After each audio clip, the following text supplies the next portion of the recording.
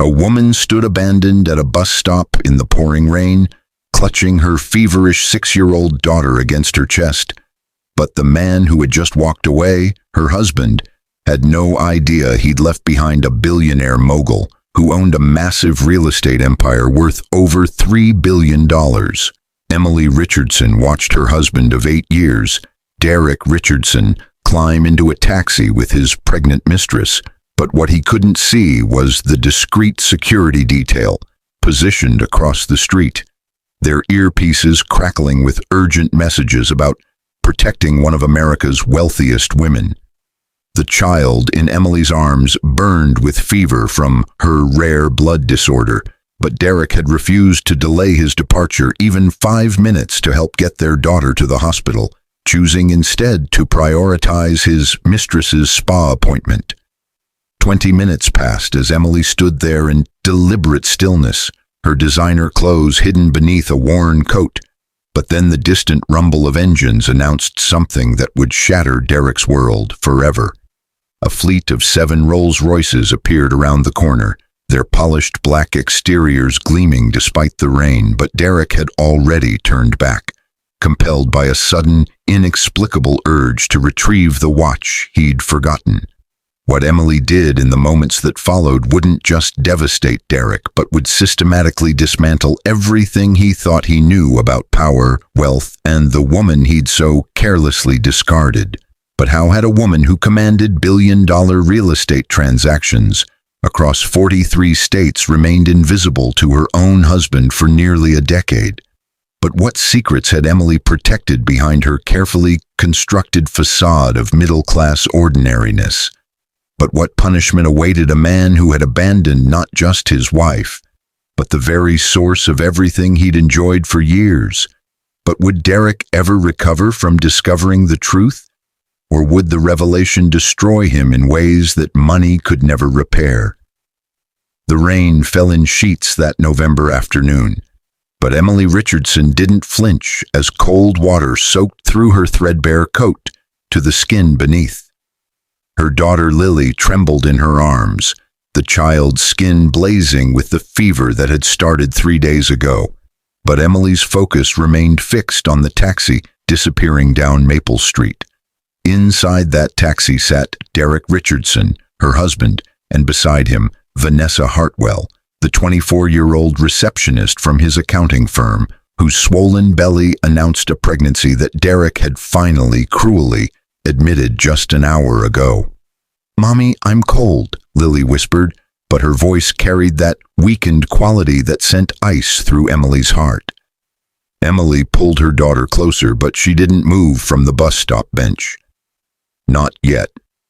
Her phone had already vibrated 3 times in her pocket, each vibration representing a message from Gerald Hastings, her head of security, but she'd instructed him to wait.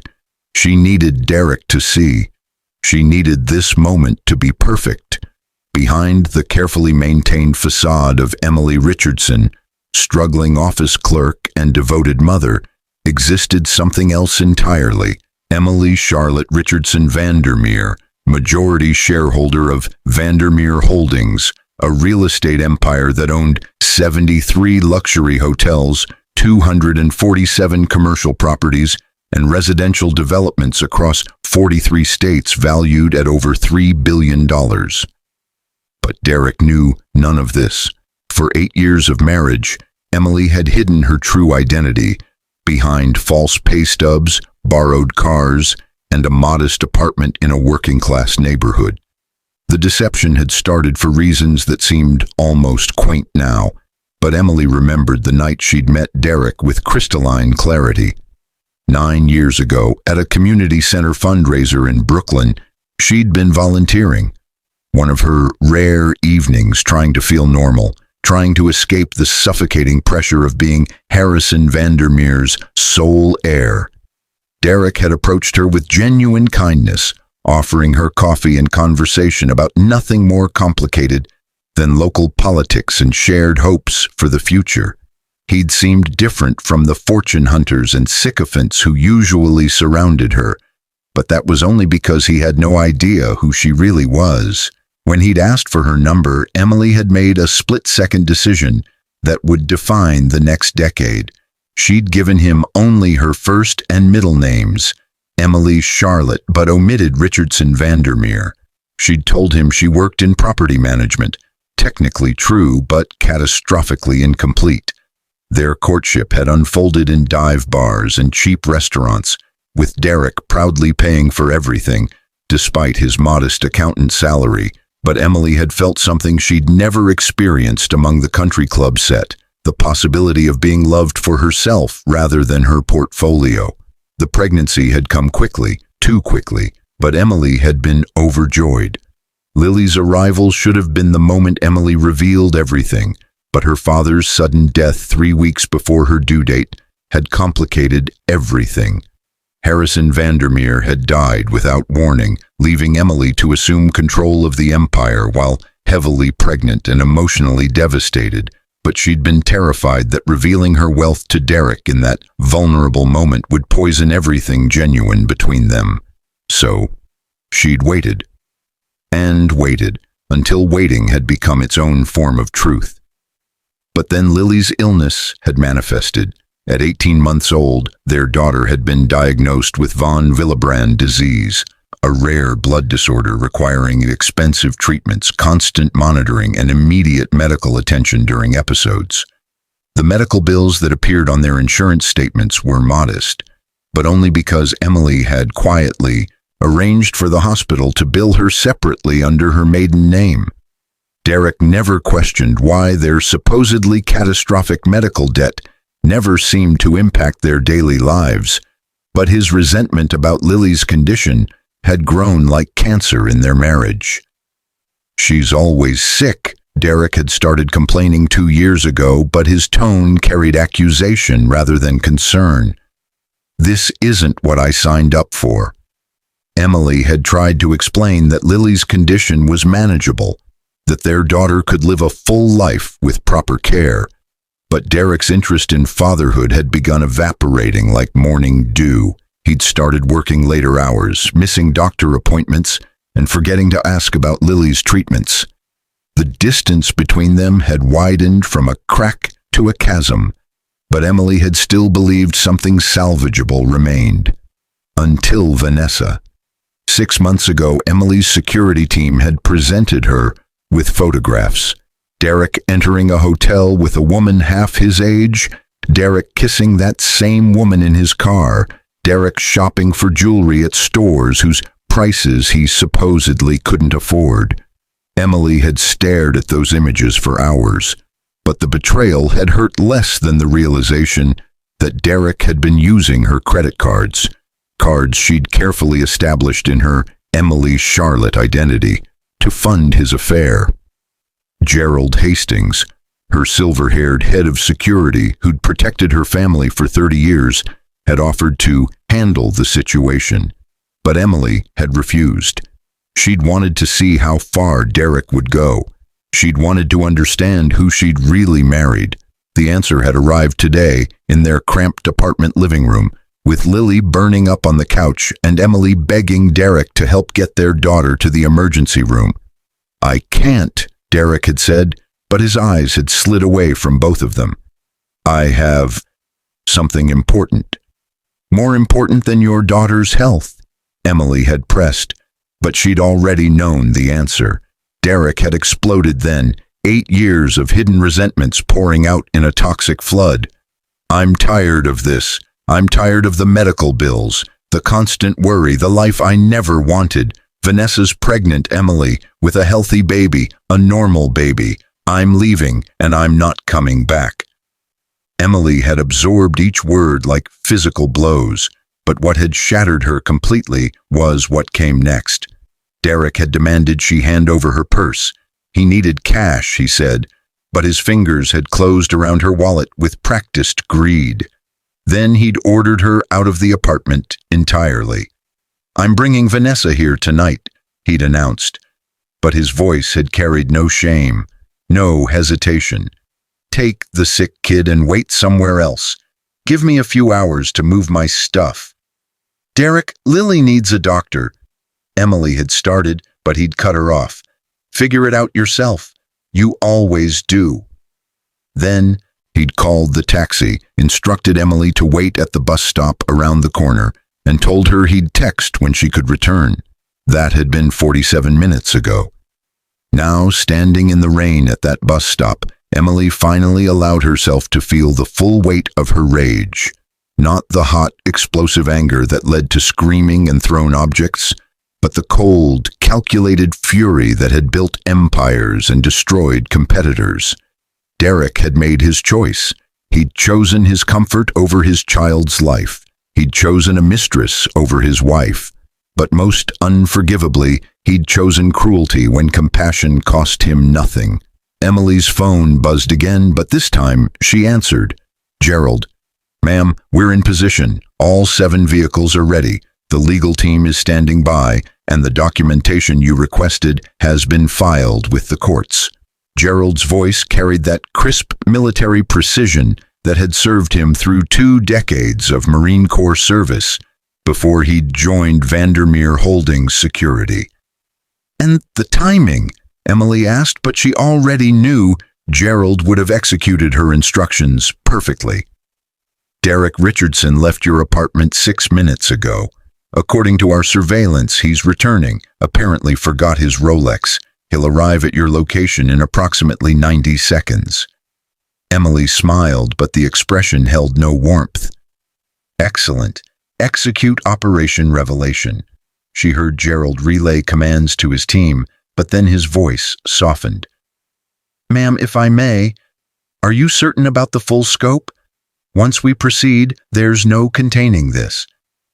"I'm certain," Emily said, but her eyes dropped to Lily's flushed face. "He abandoned his sick child at a bus stop in the rain, Gerald.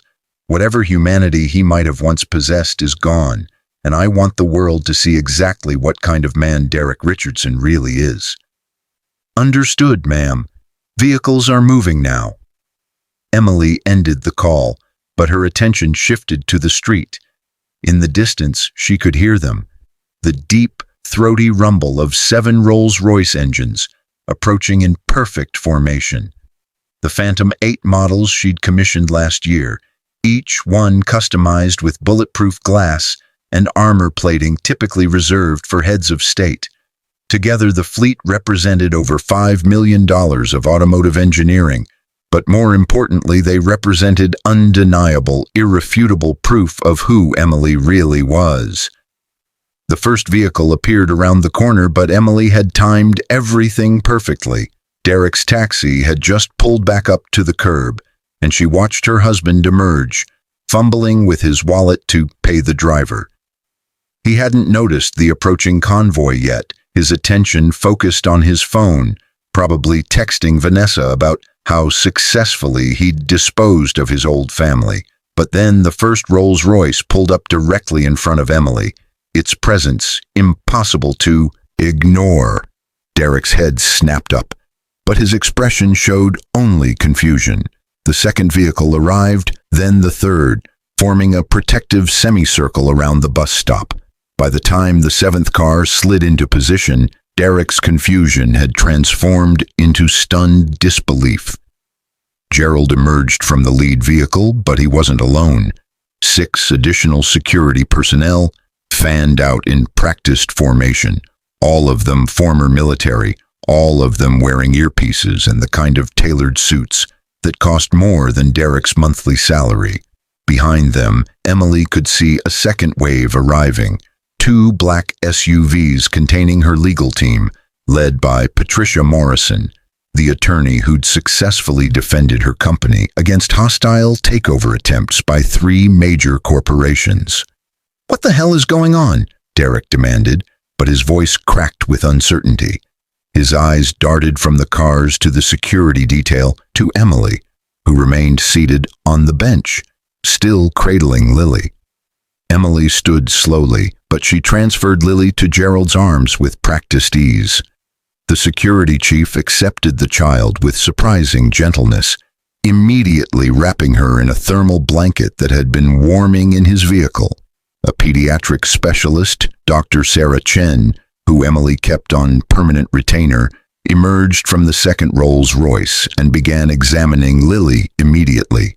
"Emily," Derek tried again, but now fear contaminated his confusion. "Who are these people? What's happening?" Emily stepped forward, but she paused to shrug off the threadbare coat she'd worn as costume. Beneath it, her Valentino suit, custom-tailored, worth $12,000, emerged like a butterfly from a cocoon.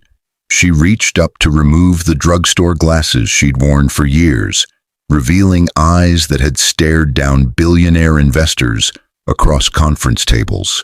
Her hair, usually pulled into a modest ponytail, fell loose around her shoulders as she removed the elastic band.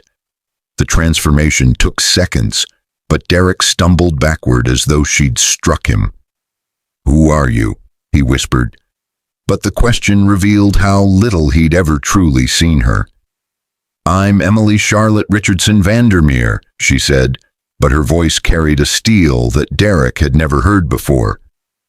"Majority shareholder and CEO of Vandermeer Holdings. My company owns the building where you work, Derek. We own your boss's building. We own 47% of the commercial real estate in this city. The portfolio is currently valued at $3.2 billion. Derek's face had gone white, but Emily wasn't finished. "That apartment you just ordered me out of? I own it. I own the entire building, actually. Purchased it 4 years ago through a subsidiary. The furniture you're planning to rearrange for your mistress? I bought it. The car you drive, leased through one of my companies. The credit cards you use to wine and dine Vanessa, all connected to accounts I control." Patricia Morrison stepped forward, but she carried a tablet displaying financial records, property deeds, and corporate documentation. "Mr. Richardson, every asset you've considered yours for the past 8 years has been, legally and financially, controlled by your wife.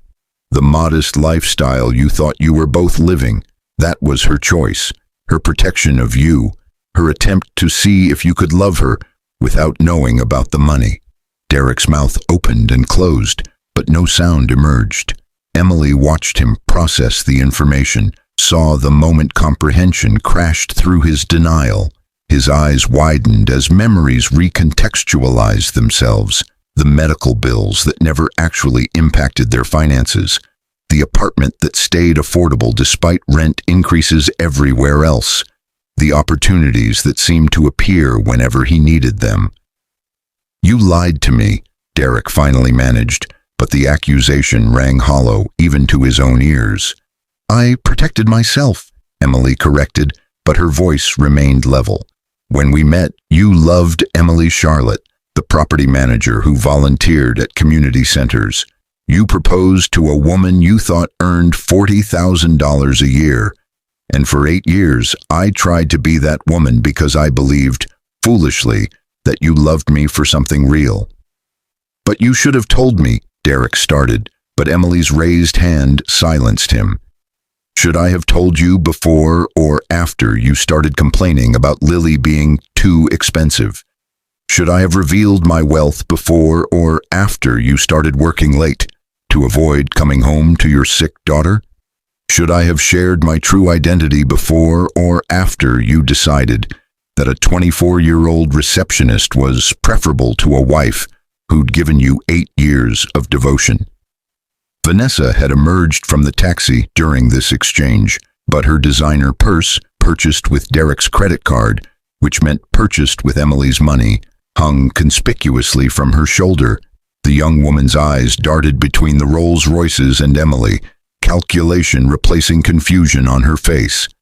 "Derek, baby, who is this woman?" Vanessa asked, but she stepped closer to him, one hand protectively covering her pregnant belly. Emily's gaze shifted to the mistress, but her expression remained cold. "I'm the woman whose money paid for the necklace around your neck, the highlights in your hair, and the prenatal vitamins you're taking. I'm also the woman whose husband you've been sleeping with." Vanessa's face flushed, but she recovered quickly.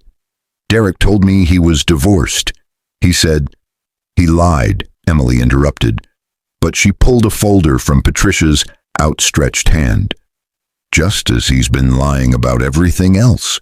Derek, shall we tell Vanessa about your gambling debts? The ones you accumulated at the casino and attempted to hide?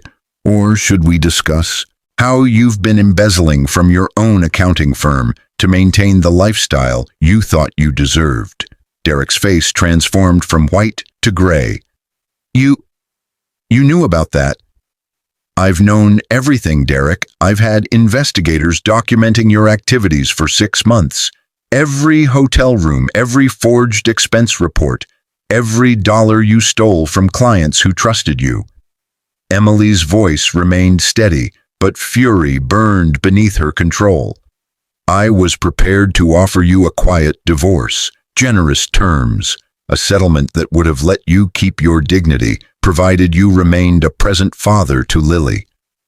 But, Derek whispered, but he already knew where this was going. But you abandoned your 6-year-old daughter, a child with a serious medical condition, at a bus stop in the rain because you couldn't be bothered to delay your affair for 1 hour. Emily's voice finally cracked, but the emotion was pure rage. You looked at your sick child and chose your mistress's spa appointment instead.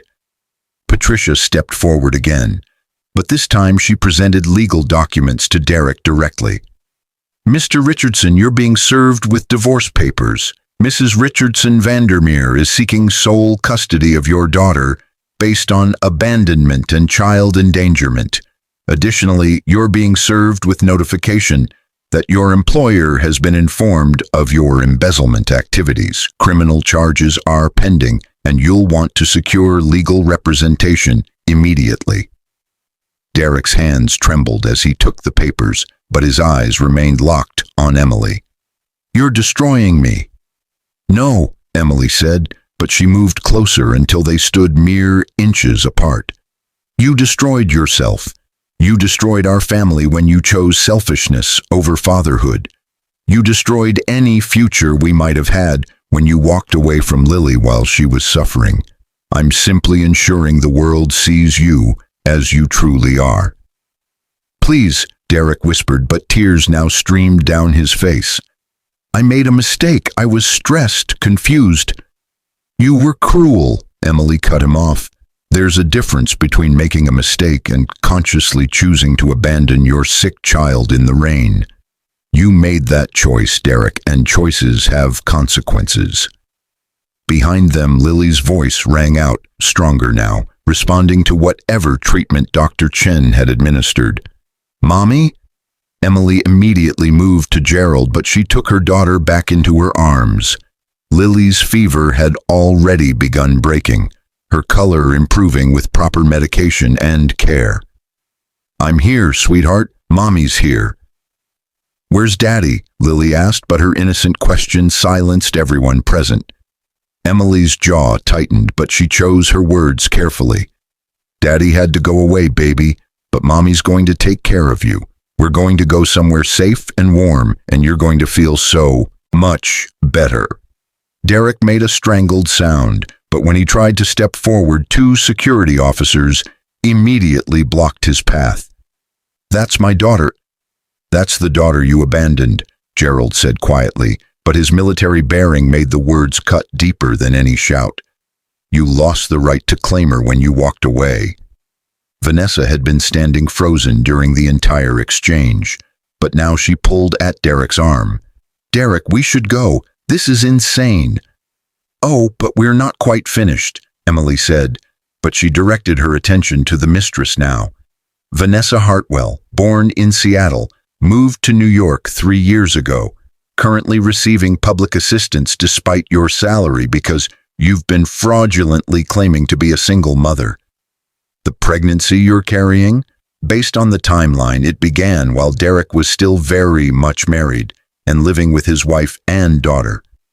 Vanessa's face went white, but Emily continued mercilessly. You've been receiving money from Derek, my money, under false pretenses. You were aware he was married. You encouraged him to abandon his sick child. And now you're going to discover what happens when people target my family. You can't prove, Vanessa started, but Patricia held up her tablet. Text messages, photos, witness statements. We can prove everything, Ms. Hartwell. You'll be receiving your own legal documents shortly. Fraud charges likely, and Derek's financial support. Consider it terminated since every dollar he gave you was stolen from either his employer or his wife. Vanessa's composure cracked completely. She turned on Derek with sudden fury. You said you were divorced. You said she was nobody. You said we were going to have this perfect life. He lied, Emily repeated, but there was almost pity in her voice now. He's very good at lying, as I learned over 8 years of marriage. But here's something that's not a lie, Vanessa. That baby you're carrying deserves better than Derek Richardson as a father. Trust me on that. Derek had sunk to his knees on the wet pavement, but his body shook with sobs. The man who'd walked away so confidently an hour ago had completely shattered. Emily, please, I'm sorry. I'm so sorry. I'll do anything. There's nothing left to do, Emily said, but she moved toward the lead Rolls-Royce with Lily in her arms. You made your choice, Derek. You chose to walk away from your family. You chose cruelty over compassion. And you chose to reveal exactly who you are when it mattered most. Gerald opened the car door, but before Emily climbed inside, she turned back one final time. I spent 8 years trying to be someone you could love without the money. I convinced myself that wealth was what made people see me as an object instead of a person, but I was wrong. Money didn't make you selfish, Derek. Money didn't make you abandon your sick daughter. You did that all on your own. The apartment, Derek gasped, but desperation colored every syllable. Where am I supposed to go? Figure it out yourself, Emily said, but she deliberately echoed his words from earlier. You always do. She climbed into the Rolls-Royce, but Patricia remained outside to handle final details. Through the window, Emily watched Derek collapse completely, his body racked with sobs as the reality of his situation crashed down. Vanessa stood apart from him now, her phone already out, probably calling someone else, already moving on to her next target. Gerald slid into the driver's seat, but his eyes met Emily's in the rearview mirror. Where to, ma'am? The penthouse at Vandermeer Tower, Emily said, but she pulled Lily closer.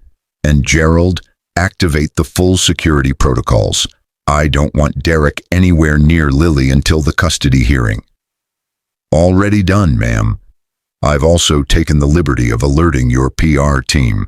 This will hit the news by morning. Abandoned wife revealed as billionaire mogul. They're preparing statements. Emily nodded, but her attention remained on her daughter. Lily had drifted into peaceful sleep against her chest, the fever finally broken, color returning to her cheeks. This child, this beautiful, brave little girl, deserved so much better than what Derek had offered. As the convoy of Rolls-Royces pulled away from the bus stop, Emily allowed herself one look back. Derek remained on his knees in the rain, but Vanessa had already disappeared, abandoned him just as quickly as he'd abandoned his family. Poetic justice, perhaps, but Emily felt no satisfaction in his suffering. She felt only relief that Lily would grow up free from his toxicity. The fleet moved through the city streets in perfect formation, but Emily's mind was already moving forward. Tomorrow would bring lawyers, press conferences, and the complex process of completely disentangling her life from Derek's. The divorce would be swift but brutal. She'd ensure he received nothing beyond what the law absolutely required, and even that felt too generous. But more importantly, tomorrow would begin a new chapter for Lily and herself. No more pretending, no more hiding behind false names and modest apartments. Emily Richardson Vandermeer would step fully into her identity, but this time with her daughter by her side, teaching Lily that wealth was a tool, not an identity. That power came with responsibility. That love, real love, had nothing to do with bank accounts and everything to do with showing up when it mattered most. Derek had failed that test spectacularly, but Emily had passed it simply by being present. by protecting her daughter, by choosing Lily's well-being over convenience, over comfort, over everything else. The Rolls-Royce pulled up to Vandermeer Tower, 73 stories of glass and steel, the crown jewel of Emily's empire. But unlike the cold monument Derek might have imagined, the penthouse awaiting them had been carefully prepared as a home. Lily's favorite toys, her medical equipment, everything she needed. More importantly, it had security that would prevent Derek from ever hurting her again. As Gerald helped them from the car, Emily looked up at the building bearing her family name. For years, she'd hidden from this legacy, convinced that showing it would poison everything. But Derek had taught her a valuable lesson in the worst possible way. The right person would love her regardless of wealth, and the wrong person would reveal themselves eventually, regardless of how much she hid. "Ma'am," Patricia said, approaching with her tablet, "the custody filing has been processed. Given Derek's abandonment today, combined with his financial crimes and the documented evidence of his neglect, the judge has granted an emergency temporary sole custody order. Derek won't be able to see Lily without supervised visitation." "Good," Emily said, but her voice was firm. "Schedule the visitation for 6 months from now. He needs time to face consequences. And Patricia, I want a full forensic audit of every dollar Derek spent over the past 3 years. Every dinner, every hotel room, every gift. I want Vanessa to see exactly what kind of man she tied herself to." Patricia smiled grimly. "Already underway, ma'am. The accounting team is quite thorough." Inside the penthouse, Emily settled Lily into bed, but the child stirred as Emily pulled the covers up. "Mommy, are we going home tomorrow?" "We are home, sweetheart," Emily said, but she stroked Lily's hair gently. "This is our home now, and it's safe and warm and everything you need is here." "What about Daddy?" Lily asked, but her eyes were already closing. Emily hesitated, but she chose honesty over comfortable lies.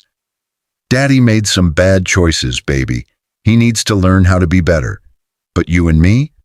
We're going to be just fine. Better than fine.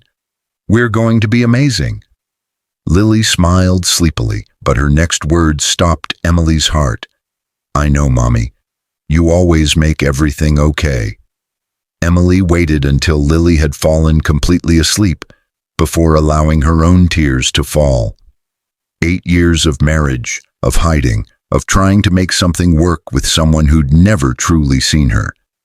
8 years of protecting Derek from the knowledge that might have changed him, but not in the ways she'd hoped.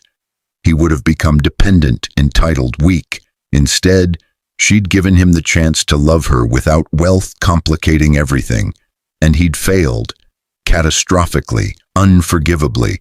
But as Emily stood at the floor-to-ceiling windows, overlooking the city her family's empire helped build, she realized something profound. Derek's betrayal had freed her. No more hiding, no more pretending to be less than she was, no more apologizing for success or power or the ability to protect her daughter with resources most people couldn't imagine. Her phone buzzed, a text from Gerald. "News vans are assembling outside. PR team recommends a statement by morning. Also, Derek has been formally terminated from his firm. Criminal investigation is proceeding." Emily typed back, "Statement will emphasize child abandonment. I want the world to know he left a sick 6-year-old in the rain. Let his mother see what her son really is." She sent the message, but then she put the phone away. Tomorrow would bring media storms and legal battles and the complete destruction of Derek's reputation. He'd likely face criminal charges, financial ruin, and the knowledge that he'd discarded a family worth billions for an affair with a receptionist who'd already abandoned him. But tonight, Emily simply stood in her penthouse, listening to her daughter's peaceful breathing, and felt something she hadn't experienced in years: freedom. Derek Richardson had abandoned his wife and sick child at a bus stop, but in doing so, he'd set them both free from his toxicity. The fleet of Rolls-Royces that arrived hadn't just shocked him. They'd revealed the truth he'd been too blind to see for 8 years. And what Emily had done, what she would continue to do, would leave him devastated forever. Because the worst punishment for a man who'd discarded a billionaire mogul, thinking she was worthless, living with the knowledge of exactly what he'd thrown away and knowing he'd never, ever get it back. Emily smiled at her reflection in the window, but this time the expression held genuine warmth. Tomorrow, the world would know Emily Richardson Vandermeer's full story. They'd see the empire she'd built, the daughter she'd protected, and the strength she'd hidden for far too long. But tonight she was simply a mother who'd chosen her child over everything else. And in the end, that was the only identity that truly mattered. The rain continued falling outside, but inside Vandermeer Tower, inside her real home, Emily and Lily were finally completely safe. And Derek Richardson, he was exactly where he deserved to be, alone in the rain, drowning in consequences of his own making, devastated forever by the magnitude of what he'd lost. The morning sun streamed through the floor-to-ceiling windows of Vandermeer Tower's executive conference room, but Emily Richardson Vandermeer barely noticed as she reviewed the quarterly reports. 3 years had transformed everything, but the changes ran deeper than mere numbers could capture. "Mom, Dr. Patterson says my blood counts are perfect again." Lily's voice echoed from the doorway, but the 9-year-old's energy was infectious. She burst into the room wearing her private school uniform, her face glowing with health that would have seemed impossible 3 years ago. Emily looked up from the reports, but her smile was immediate and genuine. "That's wonderful, sweetheart. Does this mean you're cleared for the ski trip next month?" "Yes." Lily pumped her fist in victory, but then her expression turned more serious. "Mom, can I ask you something?" Emily set down her pen, but she gave Lily her complete attention. "Always." "Jessica's dad asked why my last name is different from yours. I told him you use your full name for business, but he seemed confused." Lily climbed into the chair across from Emily, but her legs swung with nervous energy. "Should I just tell people the whole story?" Emily considered the question carefully, but she'd learned that honesty, age-appropriate honesty, served Lily better than protective fiction. "What do you want to tell them?" "The truth, I guess," Lily said, but she picked at the edge of her folder. "That my dad made bad choices and isn't part of our lives anymore. That you're a CEO who built an empire. That we're doing great without him." "Then tell them that," Emily said, but she reached across to squeeze Lily's hand. "You don't owe anyone your entire story, but you never have to hide who we are either. We've done nothing wrong." Lily nodded, but then she brightened. "Oh, I almost forgot. Uncle Gerald said the new children's hospital wing is opening next week. Are we still going to cut the ribbon?" "We are," Emily confirmed, but the Lily Richardson Pediatric Treatment Center, funded entirely by Vandermeer Holdings, represented one of Emily's proudest achievements. Specialized treatment for blood disorders, completely free for families who couldn't afford care. "And you're giving a speech, remember?" Lily groaned dramatically, but her eyes sparkled with excitement rather than dread. I know. Use your voice to help others, like you always say." "Exactly," Emily said, but movement in the hallway caught her attention. Patricia Morrison appeared, followed by Gerald Hastings, both wearing expressions that suggested news, significant news. "Ladies, I apologize for interrupting," Patricia said, but she carried her ever-present tablet. "Emily, we need to discuss a development regarding Derek Richardson." Lily's expression immediately shuddered, but Emily noticed the tension in her daughter's shoulders. "Lily, sweetheart, why don't you head down to the car? Gerald will take you to school and I'll see you tonight for dinner." "Is it bad news?" Lily asked quietly, but her maturity sometimes startled Emily. "I don't know yet. Emily answered honestly, but she wouldn't lie to protect Lily from reality anymore.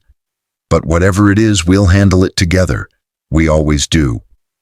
Lily hugged Emily tightly, but she whispered, I'm glad he's not here, Mom. Is that wrong? Emily's heart clenched, but she stroked Lily's hair. No, baby, it's not wrong to be glad you're safe and happy. That's never wrong. After Gerald escorted Lily out, Patricia settled into the vacated chair, but her expression was complicated, neither pleased nor displeased, something in between. Derek Richardson was released from prison yesterday. He served 18 months of a 3-year sentence for embezzlement, got early release for good behavior.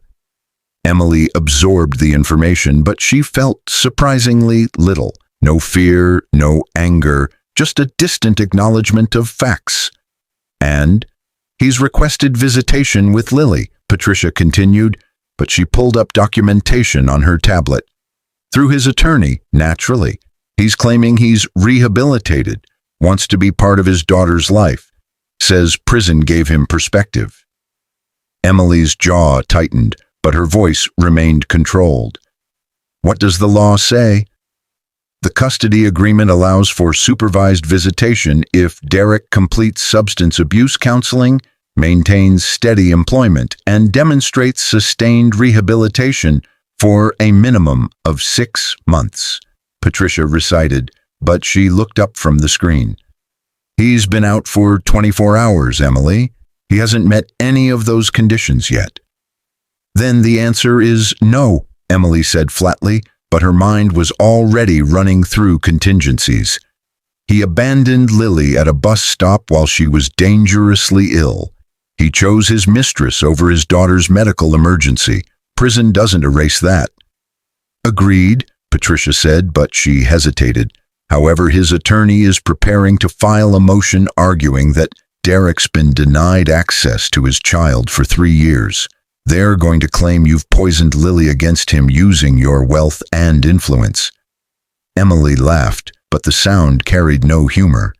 My wealth and influence? The wealth he didn't know existed until his own cruelty revealed it? The influence I've used to ensure Lily has the best medical care, education, and stability possible. I'm on your side, Emily, Patricia reminded her gently, but her expression softened. I'm just preparing you for the argument they'll make. Derek's going to play the redemption card. Broken man finds himself in prison, wants to make amends with his daughter. Wealthy ex-wife is keeping them apart. What happened to Vanessa? Emily asked suddenly, but morbid curiosity had gotten the better of her. Patricia's lips twitched with something that might have been amusement. Vanessa Hartwell gave birth to a son 2 years ago, but DNA testing revealed Derek wasn't the father. She'd been sleeping with at least 2 other men during the same period. Derek learned about this while in prison.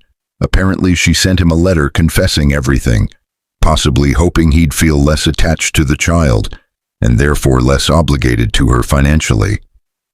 Karma, Emily murmured, but she felt no satisfaction. So Derek lost everything. His wife, his daughter, his freedom, his mistress, even the child he thought was his. I almost feel sorry for him. Almost, Patricia agreed, but she leaned forward. Emily, what do you want to do about the visitation request? Emily stood and walked to the windows, but her reflection stared back at her. A woman transformed from the one who'd stood at that bus stop 3 years ago. She'd stopped hiding her wealth, stopped apologizing for her success. Vandermeer Holdings had expanded by 40% under her full-time leadership. Forbes had named her one of the most powerful women in American business. She'd testified before Congress about real estate reform and fair housing practices. But more importantly, she'd become the mother Lily deserved. Present, honest, strong. I want to talk to Lily, Emily said finally, but she turned back to Patricia. She's 9 years old now, old enough to have opinions about her own life. If she wants to see Derek under supervised conditions, after he's met all the legal requirements, I won't stand in the way. But if she doesn't want to see him, I'll fight any court order with every resource I have." Patricia nodded approvingly, but she made notes on her tablet. "That's the right approach. Child-centered, legally sound. I'll prepare our response to his attorney." "What's Derek doing for work?" Emily asked, but she was curious despite herself. "Apparently he's working at a call center," Patricia said, but she consulted her notes. "Making about $30,000 a year. He's living in a studio apartment in Queens, sharing space with 2 roommates. His mother sends him money occasionally, but from what our investigators have learned, even she's kept him at arm's length since his crimes became public." Emily tried to imagine Derek, who'd once complained about having to take the subway, crammed into a studio apartment working for barely minimum wage. The man who demanded she leave her own apartment so he could move his mistress in now couldn't afford a 1-bedroom of his own. "He made his choices," Emily said quietly, but she felt no triumph. Every single step of the way, he chose selfishness over responsibility, comfort over character, and now he's living with those consequences. "Do you ever regret hiding your wealth from him?" Patricia asked. But the question was personal rather than professional. 3 years of working together had created genuine friendship between them. Emily considered the question seriously, but she'd asked herself the same thing countless times. "I regret staying as long as I did after I saw who he really was. I regret not leaving the moment he started complaining about Lily being too expensive. But hiding my wealth? No. That revealed his true character in ways nothing else could have." "He might have been different if he'd known," Patricia suggested, but her tone indicated she didn't truly believe it. "He would have been worse," Emily corrected, but certainty filled her voice. "He would have been entitled, demanding, convinced he deserved my money, simply by virtue of being married to me. At least this way, I know exactly who Derek Richardson is, without wealth complicating the picture. He's a man who abandons sick children when they become inconvenient. That's his core nature." A knock at the door interrupted them, but Gerald's head appeared. "Emily, sorry to interrupt again, but there's someone here to see you, says it's personal." Emily frowned, but her security protocols were strict. "Who?" "Derek Richardson's mother, Margaret," Gerald said, but his expression suggested he'd already conducted a thorough screening. "She's unarmed, came alone, and seems genuinely distraught. She's asking for 5 minutes of your time." Emily exchanged glances with Patricia, but curiosity won over caution. "Show her in. But stay close, Gerald." "Always, ma'am," he replied, but he disappeared briefly before returning with an elderly woman whose resemblance to Derek was unmistakable. Margaret Richardson had aged considerably since Emily had last seen her at the wedding 8 years ago, but grief and shame had clearly taken their toll. She clutched a worn purse, her clothes clean but dated, her posture radiating discomfort. "Mrs. Vandermeer," Margaret began, but she stumbled over the name. "Or is it Mrs. Richardson Vandermeer? I'm sorry, I don't know the proper—" "Emily is fine," Emily interrupted gently, but she gestured to a chair. "Please sit. Can I offer you coffee? Water?" "No, thank you," Margaret said, but she perched on the edge of the chair, as though afraid to fully commit to staying. "I won't take much of your time. I know you're busy, important. I needed to say something before Derek's attorney starts causing problems." Emily sat across from her former mother-in-law, but she waited silently for Margaret to continue. "Derek called me yesterday after his release," Margaret said, but her hands twisted her purse strap. "He told me about wanting to see Lily, about how he's changed, how prison made him a better man. He asked me to talk to you, to plead his case, to tell you he deserves another chance." "And what did you tell him?" Emily asked, but she kept her voice neutral. Margaret's eyes filled with tears, but her voice strengthened with emotion. "I told him no. I told him that what he did to you and Lily was unforgivable. I told him that if I were you, I'd never let him within 100 miles of that precious child again. The confession hung in the air, but Emily felt unexpected sympathy for this woman who'd raised a son capable of such cruelty. I failed as a mother, Margaret continued, but now tears spilled down her cheeks. I raised Derek to think he was special, that he deserved things without earning them. His father and I spoiled him, made excuses for his selfishness, blamed everyone else when he made mistakes. And when he married you, I was so relieved someone was willing to take him on. I didn't question why a beautiful, intelligent woman would choose my mediocre son. Margaret, Emily started, but the older woman held up a trembling hand. Please let me finish. I need to say this. Margaret took a shuddering breath, but she looked directly at Emily.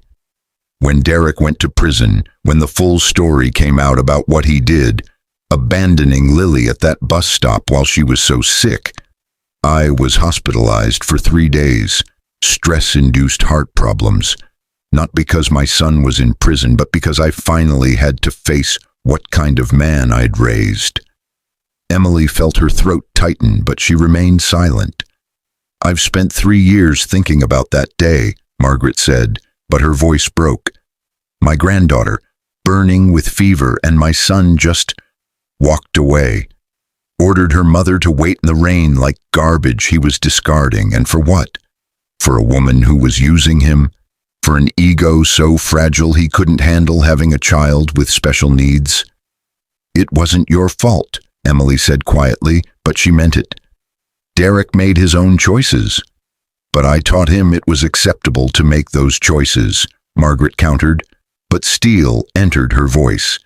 Every time I excused his selfishness, every time I blamed his teachers or his bosses or his friends for his failures, I taught him that consequences didn't apply to him.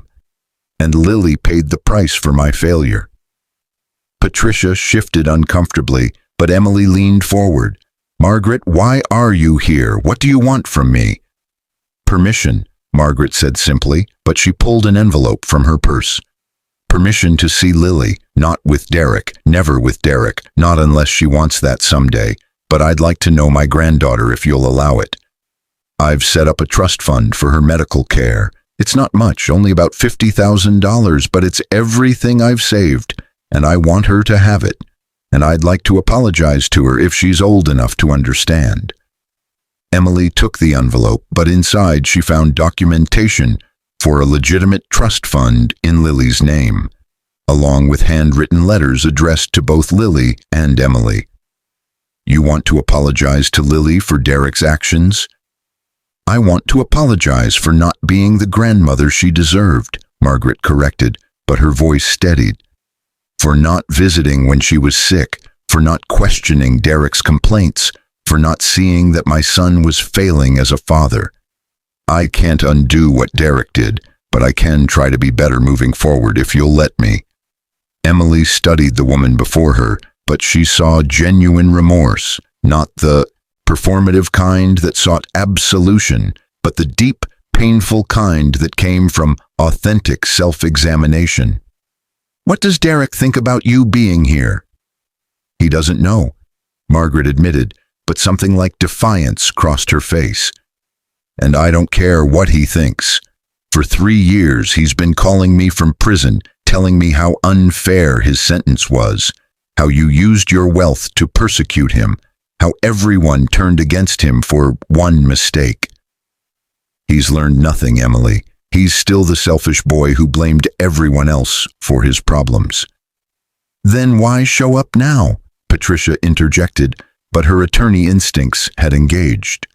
Why not reach out years ago? Shame, Margaret said simply, but she looked at Patricia directly.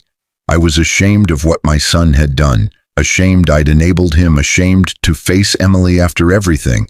But last night, when Derek called demanding I plead his case, I realized I had a choice. Continue enabling his victim mentality or finally do the right thing. Emily felt something shift inside her, but it wasn't forgiveness. Not yet. It was possibility. "Margaret, I appreciate you coming here, truly, but I need to talk to Lily before I make any promises. She's been through trauma because of Derek's abandonment. If seeing you would hurt her, I can't allow it, no matter how genuine your remorse." "I understand," Margaret said, but she stood to leave. "I'm not asking for immediate access. I'm asking for consideration. If Lily ever wants to know her father's side of the family, I'd like to be there for her, not as Derek's mother, but as her grandmother who recognizes she deserved better." "I'll think about it," Emily promised, but she also stood. "And Margaret, the trust fund is generous, but Lily's medical care is fully covered. If you'd like to contribute to something meaningful, the Lily Richardson Pediatric Treatment Center always needs funding for families who can't afford care." Margaret's face crumpled with emotion, but she nodded vigorously. Yes, I'd like that very much. A way to honor what Lily's been through while helping other children." After Margaret left, Emily stood at the window again, but her mind whirled with complications. Derek wanted back into Lily's life. His mother wanted to make amends, and Emily had to navigate all of it while protecting her daughter from further harm. "That was unexpected," Patricia said finally, but she'd been unusually quiet during Margaret's visit. "Life is unexpected," Emily replied, but she thought about the journey from that bus stop to this moment.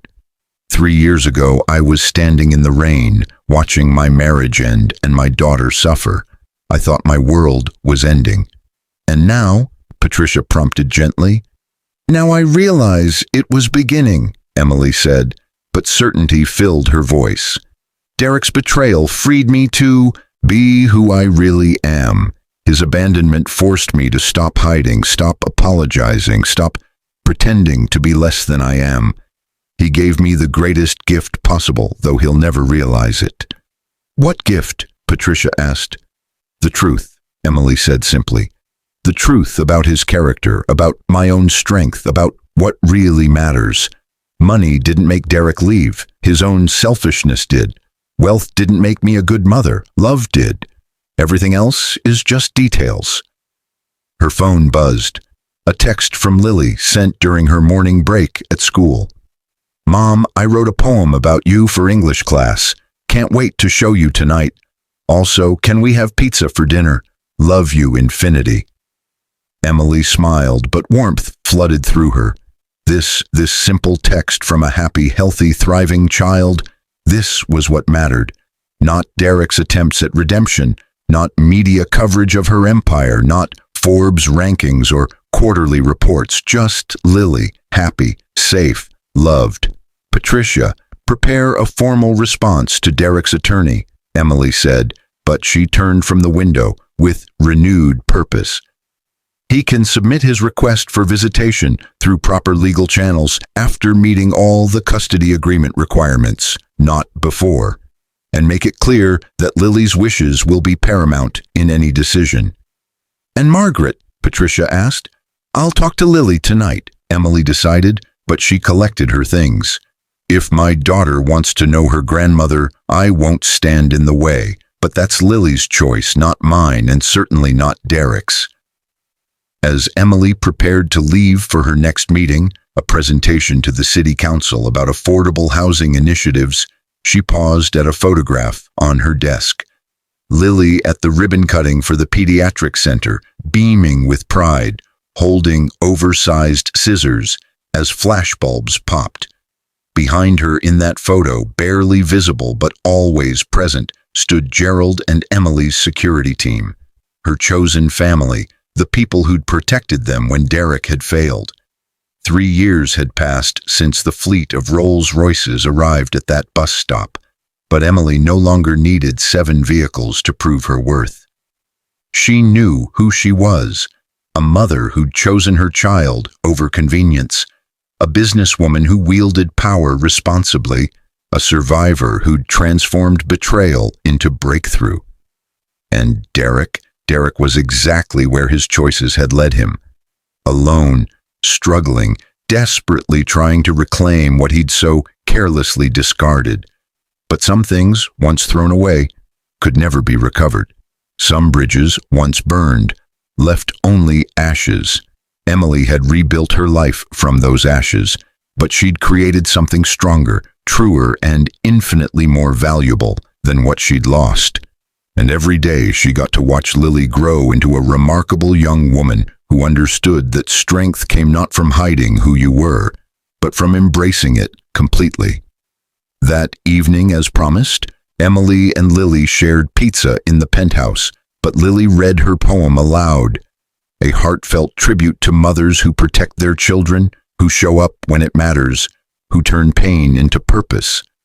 When Lily finished, Emily's eyes were wet with tears, but they were tears of joy, not sorrow.